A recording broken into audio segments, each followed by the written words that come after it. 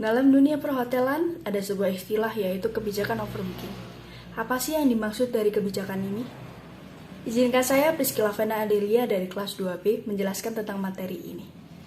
Dari pengertiannya sendiri, kebijakan overbooking adalah suatu kebijakan yang menerapkan penerimaan pesanan kamar lebih banyak dari jumlah kamar yang tersedia. Disebabkan sering terjadinya no-show atau pembatalan tanpa pemberitahuan. Seperti contoh yang bisa diambil adalah suatu hotel A memiliki 50 kamar, di mana 10 kamarnya dijual secara walk-in guest dan yang 40 kamar lainnya akan dijual kepada reservation guest. Dari data tersebut bisa diperkirakan sekitar 10-15% adalah no-show. Sehingga hotel tersebut menerapkan kebijakan overbooking untuk mempertahankan penjualan kamar sebanyak 40 kamar. Dalam kebijakan ini ada juga istilah yield management yang merupakan suatu metode yang digunakan untuk menjual jenis kamar yang tepat kepada tamu yang tepat dan juga dengan harga yang tepat. Di mana yield management ini mencoba untuk memaksimumkan room rate ketika demand melebihi supply dan juga memaksimumkan tingkat hunian kamar, sekalipun pada tingkat harga rata-rata. Langkah keberhasilan pelaksanaan konsep yield management adalah penekanan peranan SDM. Cara yang bisa kita lakukan untuk membuat sistem ini berjalan dengan baik adalah yang pertama, mengembangkan kultur atau budaya yield. Yang kedua, membuat analisa terhadap keseluruhan permintaan. Yang ketiga, menciptakan adanya keterkaitan antara nilai dan harga. Yang keempat, menentukan pangsa pasar yang tepat untuk produk yang kita punya. Untuk mengembangkan budaya yield dibagi menjadi dua cara, yaitu secara formal dan non-formal. Secara formal sendiri kita bisa melakukan beberapa cara, yaitu yang pertama, pada saat proses perekrutan karyawan, terutama pada tahap seleksi.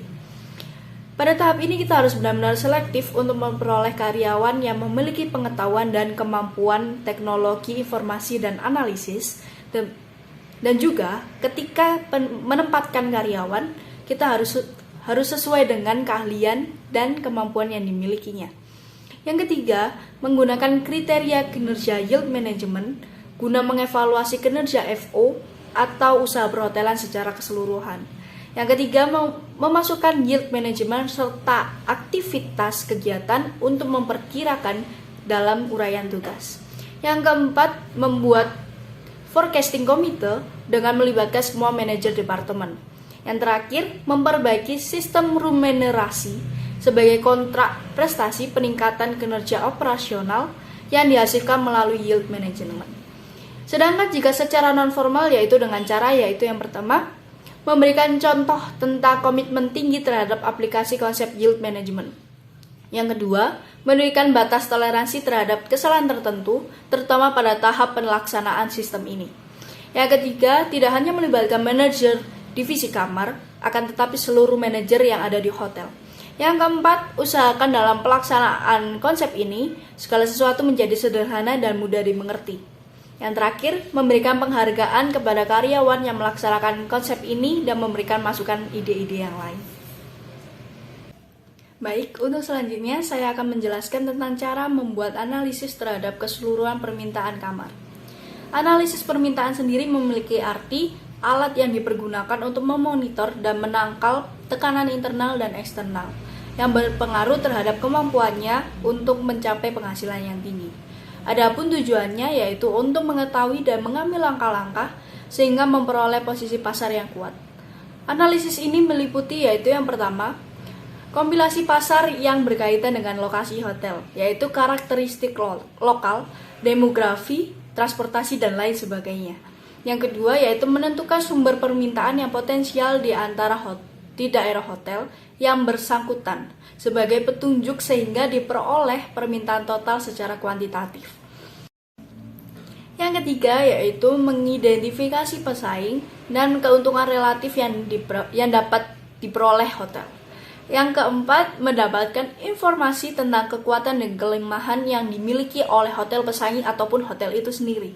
Yang kelima, membedakan pangsa pasar utama, yaitu seperti tamu grup dan transit bisnis.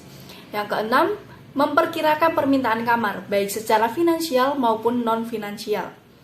Yang ketujuh, mengkaji ulang secara kritis setiap keputusan dan informasi yang diperoleh.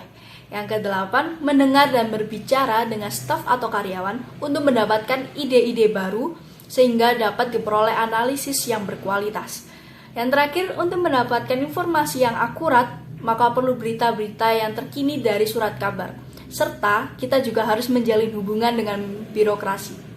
Untuk yang selanjutnya yaitu cetak biru pelayanan tamu di Room Division, yaitu merupakan suatu gambar atau peta yang secara akurat menggambarkan sistem jasa sehingga setiap orang yang terlibat dalam jasa tersebut memahami dan melaksanakannya secara objektif, terlepas dari apapun peranan maupun sudut pandang individualnya. Jadi di dalam cetak biru ini terdapat segala unsur aktivitas, langkah, dan prosedur dan juga interaksi secara visual yang menyangkut siapa melakukan apa, untuk atau dengan siapa, berapa sering, dan dalam kondisi seperti apa. Yaitu yang memiliki tujuan agar setiap petugas dapat mengetahui tahapan-tahapan kegiatan mana yang merupakan kegiatan kritis dan kegiatan-kegiatan di mana tamu harus menunggu, serta kegiatan-kegiatan yang merupakan kegiatan pengambilan keputusan oleh pelaksana pelayanan. Sekian dari saya, mohon maaf atas segala kesalahan dan kekurangannya. Terima kasih.